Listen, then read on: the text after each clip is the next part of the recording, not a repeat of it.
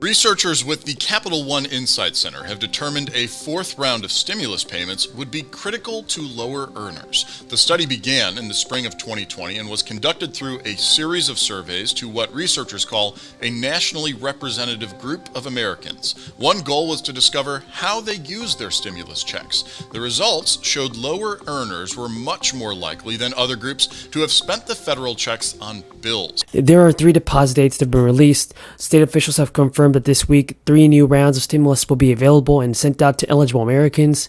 And now, as relief has already been approved for so many people, there are 3 states that are stepping in financially to help their residents this month. I have terrible news.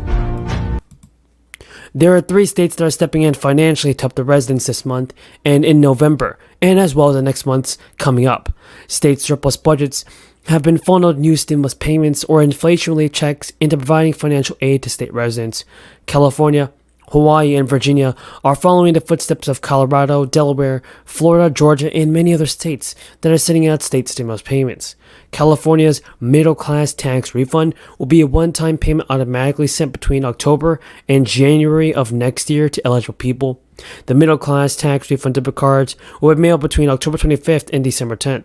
An estimated 10 and 90% of direct deposits will be issued in October, and 95% of all refunds will be issued by the end of the year. Couples with an adjusted gross income of up to $150,000 or less are eligible to receive up to $1,000, while single filers can even expect to receive up to $700 based on their income. The Act 115 refund in Hawaii gives a one-time payment for qualifying taxpayers. Single filers with income under $100,000 will be eligible for $300, and lowering to $100 for single filers who earn $100,000 or more.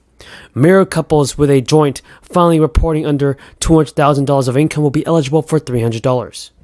And refunds started to be issued in September, are expected to go in through November, and will be based on the order in which individual income tax returns were filed in 2021. Also expected for those who had tax liability in this year, Virginia will issue a $250 one-time tax rebate for single filers or $500 for joint filers. Eligible residents can also expect to get some payments up until the end of the month as they file their taxes. Recipients will still receive checks via direct deposit or in the mail.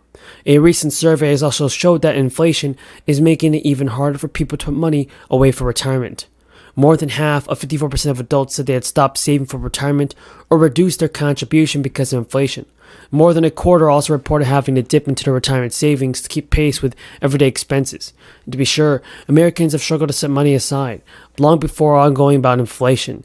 Research published in 2019 found that nearly half of families had exactly nothing saved for retirement. Research also showed that the average balance in the United States retirement account is less than $87,000. In stark contrast to that meager amount, Americans expect to need a savings of at least $1 million to be comfortable in retirement. We're rebuilding America. We're going to invest in America and build a better America than we found. And for the better part of the 20th century, we used to lead the world by a significant margin because we invested in ourselves.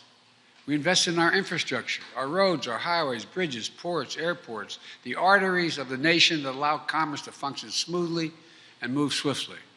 And we invested in our people and in opportunity. So be sure to keep on watching because we have a ton of information about this. Supplemental Security Income recipients are set to receive a payment of $914 this Friday, making it the second time they received this month. And also, according to the SSA, the recipients are receiving 2 payments this month, due to the first day of January falling on national holiday. The second payment will be slightly higher than what recipients expected to receive last month.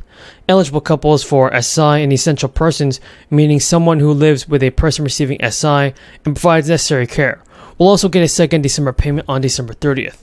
The SSA said that couples will receive $1,300, while essential people will get $500 as well.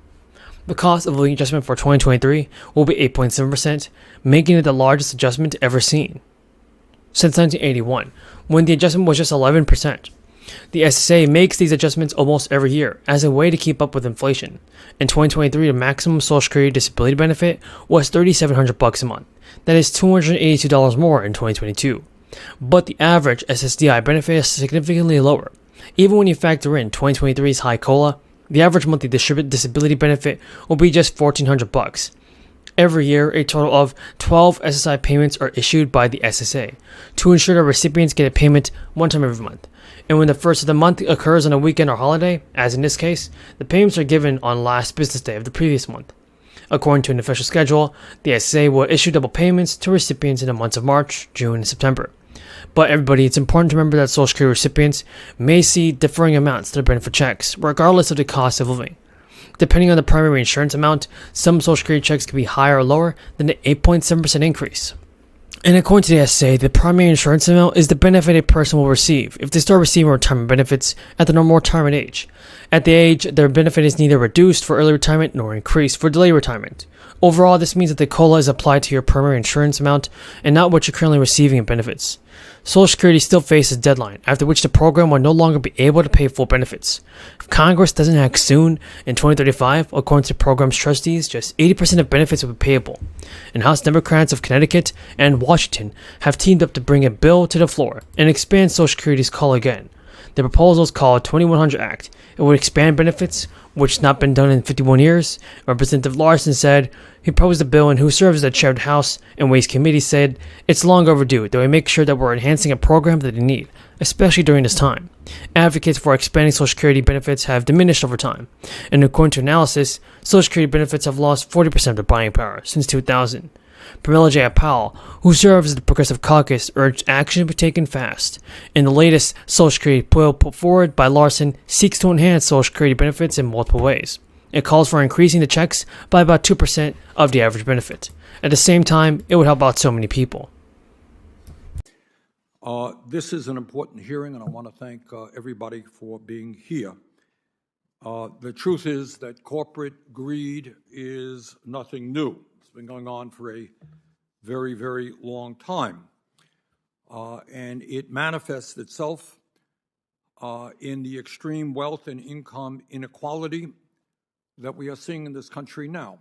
And this is one of the issues which gets far too little discussion, but the American people have got to determine whether or not we are comfortable with two people owning more wealth than the bottom 42% of Americans, whether we're comfortable with the top 1% owning more wealth than the bottom 92%. And I've said this a million times, we focus on the oligarchy in Russia, which should be focused on, and Putin's allies there who have led him into this, work with him on this terrible war.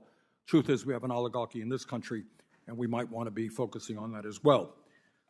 When we talk about why the American people are angry, why, among other things, we're seeing a spurt in the growth of trade unionism in this country, it has a lot to do with the fact that CEOs in large corporations now make 350 times more